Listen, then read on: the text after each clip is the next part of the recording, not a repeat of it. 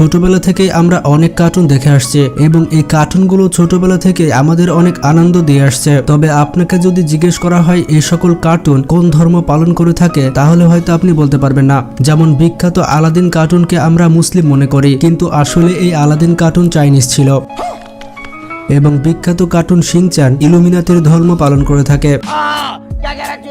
তো যাই হোক, আজকের এই ভিডিওতে আমরা জানবো বিখ্যাত কার্টুনগুলো কোন ধর্ম পালন করে থাকে।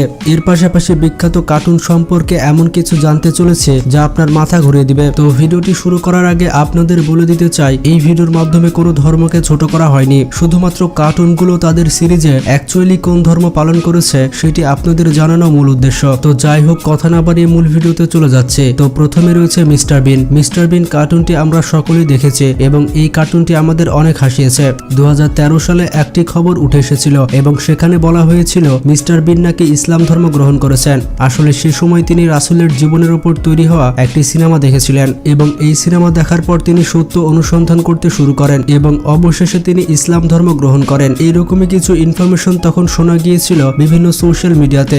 এমনকি সে সময় বিভিন্ন রিপোর্টে বলা হয়েছে হলিউডের প্রায় 11% সেলিব্রিটি খ্রিস্টান থেকে ইসলাম ধর্ম গ্রহণ করেছে। পরবর্তীতে 2013 সালে এই খবরটি ফেক প্রমাণিত হয়। মিস্টার বিনের এক এজেন্ট এই খবরটি সবার সামনে নিশ্চিত করে, কিন্তু এখন স্ক্রিনে যে মিস্টার বিনকে দেখতে পাচ্ছেন সেই মিস্টার বিন আসলে একজন মুসলিম। তবে এটি হচ্ছে পাকিস্তানি মিস্টার বিন এবং এই মিস্টার বিনের নাম হচ্ছে আসিফ মোহাম্মদ, যিনি 2022 সালে মিস্টার বিনের ক্যারেক্টারকে নকল করেছিলেন। তবে কিছু মানুষজন ছিল যারা আসিফ মোহাম্মদকে সত্যি মিস্টার বিন ভেবেছিল। তো যাই হোক, মিস্টার বিন কার্টুনের ধর্মের কথা বললে মিস্টার বিনের একটি এপিসোডে দেখানো হয়েছিল যে মিস্টার বিন বড়দিন পালন করছে। তো এই এপিসোডের কারণে ধারণা করা হয় যে মিস্টার বিন ক্যারেক্টার খ্রিস্টান ধর্ম পালন করে থাকে। তো এরপরে রয়েছে পেপা পিগ। পেপা পিগ এমনই একটি কার্টুন যেটি আমাদের মধ্যে অনেকেই দেখেছে। তবে এটি এমন একটি কার্টুন যেটি কোনো ধর্মকে মানে না। এই কার্টুন ক্যারেক্টার নিজে একটি ধর্ম তৈরি করে ফেলেছে এবং তার এই ধর্মটিকে বলা হয় পেপাইজম।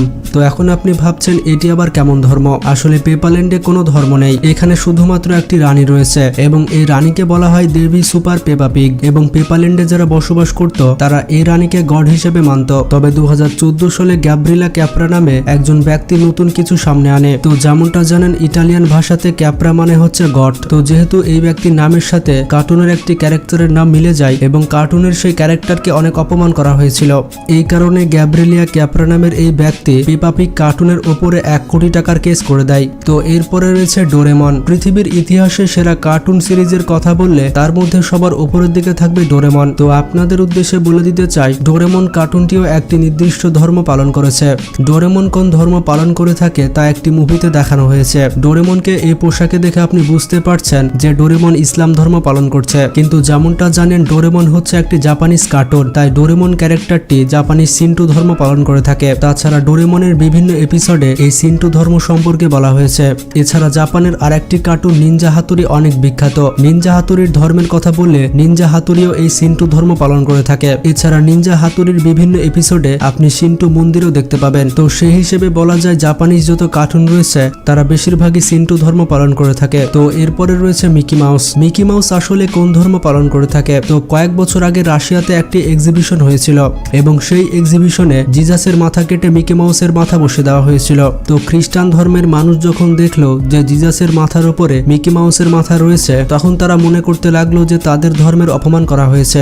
এরপর খ্রিস্টান ধর্মের মানুষজন প্রোটেস্ট করা শুরু করে এবং ওই এক্সিবিশনের যে ডিরেক্টর ছিল তাকে 3 বছরের জেল দেওয়া হয়েছিল। তো মিকি মাউসের আসল ধর্মের কথা বললে মিকি মাউসের বিভিন্ন এপিসোডে দেখা গিয়েছে মিকি মাউস বড়দিন পালন করছে।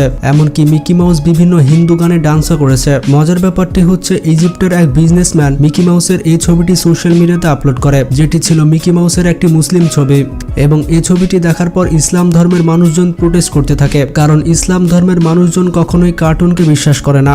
মানে বুঝতেই পারলেন মিকি মাউস কার্টুনটি হিন্দু হতে পেরেছে, খ্রিস্টান হতে পেরেছে, কিন্তু মুসলিম হতে পারেনি। তো এরপরে রয়েছে আলাদিন। আলাদিন কার্টুনটি অত্যন্ত জনপ্রিয় একটি কার্টুন এবং এই পর্যন্ত এই কার্টুন নিয়ে অনেক সিনেমা তৈরি করা হয়েছে। বিভিন্ন রিপোর্টে বলা হয়েছে আলাদিনের চেরাগ থেকে যে জিন বের হয় সেই জিন হচ্ছে চাইনিজ। এবং আলাদিনের ধর্মের কথা বললে সেটি আমরা সকলেই জানি, আলাদিন ক্যারেক্টার ইসলাম ধর্ম পালন করে থাকে। প্রথমবারের মতো 1700 খ্রিস্টাব্দে এই ক্যারেক্টার তৈরি করা হয় আলাদিনের যে জিনের এবং চেরাগের কনসেপ্ট রয়েছে, এই কনসেপ্ট পুরো পৃথিবীব্যাপী অনেক ভাইরাল হয়ে যায়। তো এরপরে রয়েছে নারুটো। তো নারুটো হচ্ছে একটি জাপানিজ কার্টুন সিরিজ এবং আমরা অনেকেই এই কার্টুনটি দেখেছি। তো এই কার্টুনের প্রথম এপিসোডে দেখানো হয়েছে চক্রকে, যেটি একটি সংস্কৃত শব্দ এবং এই শব্দটির মানে হচ্ছে এনার্জি বা শক্তি। তবে এই কার্টুনে 7টি চক্রের জায়গায় 5টি চক্র দেখানো হয়েছিল।